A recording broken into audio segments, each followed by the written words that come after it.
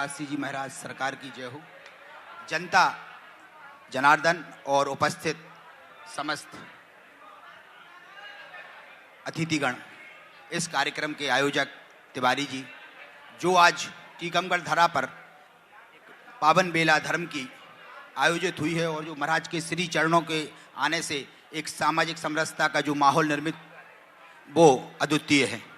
मूल विषय पर आते हैं, जो एक महाराज जी का एक सपना है या जो आज एक हमारे समाज की व्यवस्था है कि 21वीं सदी में हमारे राष्ट्र जिसमें हम निवास करते हैं, जिस पे हमें गर्व है, उसका विश्व गुरु के रूप में जो मान है वो उत्तरोत्तर बढ़े, उसमें खूब उन्नति हो।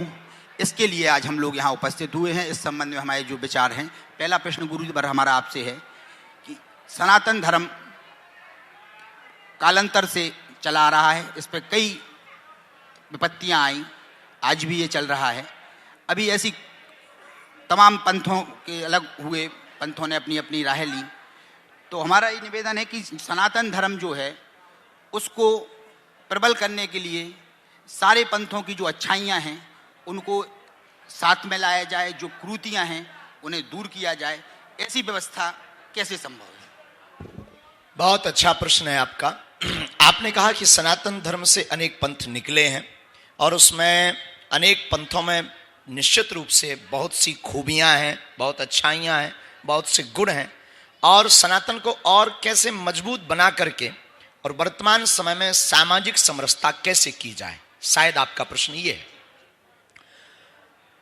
हम सबसे पहले इस बात पर दृढ़ हो जाएं, प्रत्येक भारतवासी, चाहे वो किसी भी वर्ग का हो, किसी भी समाज का हो, किसी भी पंथ का हो, किसी भी जाति का हो, किसी भी धर्म का हो, या अगर अपने आप को किसी भी धर्म का मानता है, किसी भी धर्म का हो, वो ये सबसे पहले मान ले कि हम भारतीय हैं।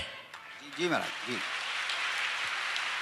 जिस दिन राष्ट्र सर्वोपरि मान लेंगे, धर्म सनातन सर्वो, क्योंकि राष्ट्रीय धर्म सनातन धर्म है, सनातन धर्म ही राष्ट्र है, दोनों एक दूसरे के पूरक हैं। जिस दिन हिंदुस्तान में रहने वाले प्रत्येक व्यक्ति अपने आप को हिंदुस्तानी गर्व से कहने लगेगा, उसी दिन भारत नित्य उत्थान करने लगेगा। बोलिए पूज्य गुरुदेव की। आपका क्या विचार डॉक्टर साहब? गुरुदेव प्रणाम। जय हो। मेरा प्रश्न ये है कि जिस प्रकार अन्य धर्मों में धर्म के प्रति देखे जाने वाली धार्मिक कट्टरता के विपरीत सनातन धर्म, जो पुरातन काल से ही चला रहा सामाजिक समरसता के लिए जाना जाता है, उसका मनोभाव ही सामाजिक समरसता है, लेकिन आज की आधुनिक शिक्षा प्राप्त और आधुनिकीकरण के युग में जो हमारी अपेक्षित सनातनी युवा पीढ़ी है, उसका धर्म के प्रति कुछ अरुचि और विमुखता निश्चित ही हम कहीं कहीं देख रहे हैं।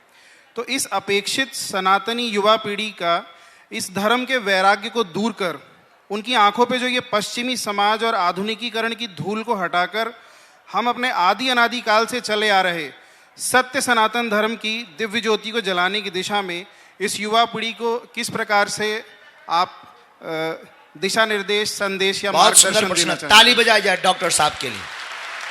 पहली बात तो आपको बता दें कि ये कार्यक्रम और ये प्रश्नोत्तरी की चर्चा किसी भी एक धर्म की बात नहीं है या एक व्यक्ति विशेष के लिए बात नहीं है।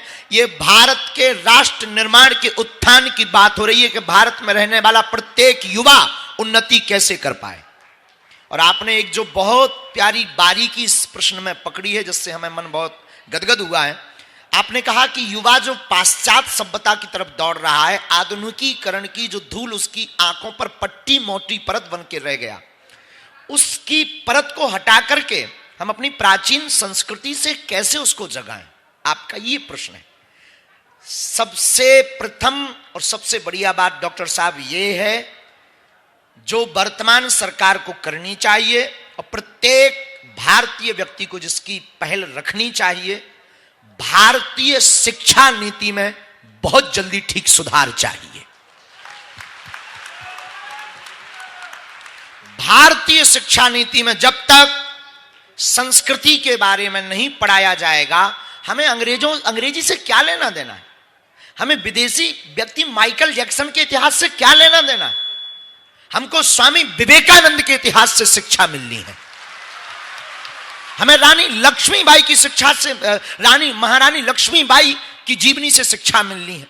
हमें रसखान से शिक्षा मिलनी है, हमें सूरदास से शिक्षा मिलनी है, हमें मीराबाई से शिक्षा मिलनी है। तो क्यों ना भारतीय शिक्षा प्रणाली में इन महापुरुषों की जीवनी और गीता, रामायण, वेद, पुराण, इनका पठन पाठन प्रारंभ किया जाए। और जिस दिन ये हो जाएगा उस दिन युवा के ऊपर से ये परत हट जाएगी। और क्या इसमें आप सहमत हैं? बिल्कुल महाराज जी, क्या आप संतुष्ट हैं? पूर्ण रूप से संतुष्ट। और क्या आप चाहते हैं कि ऐसा हो? बिल्कुल महाराज जी, चाहते हैं। धन्यवाद महाराज जी।